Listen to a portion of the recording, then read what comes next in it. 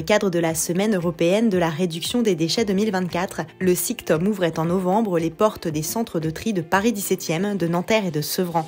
Une immersion dans le processus de traitement des déchets avec pour objectif de sensibiliser le grand public à la réduction de nos déchets et aux pratiques de tri. Très belle visite, on n'a pas trop l'habitude de venir voir des sites industriels, donc là on est heureux de pouvoir en voir aussi proche de Paris. C'est bien, ça fait découvrir à tout le monde un peu l'envers du décor. Ce qui était assez impressionnant, c'est la quantité de déchets. Il faut qu'on soit plus vigilant de notre côté. Les visiteurs ont ainsi pu suivre le parcours des emballages déposés dans notre poubelle jaune, de leur arrivée en camion-benne jusqu'à leur conditionnement en différentes balles avant leur expédition auprès des recycleurs français et européens. Petits et grands ont ainsi pu se familiariser avec les technologies avancées pour séparer les matériaux. La caravane du SICTOM proposait également des activités interactives et ludiques pour susciter l'intérêt des plus jeunes. Il a aussi expliqué comment fonctionnaient les machines avec les tapis roulants et les machines qui triaient. Il nous a aussi montré comment était le trommel. 11 mètres de long. Ouais.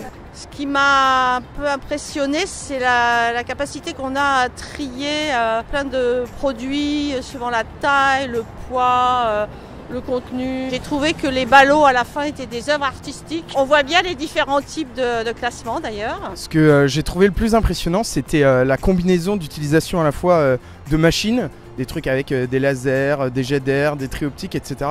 Et de voir à la fin la salle avec tous les opérateurs qui font l'ultime tri à la main.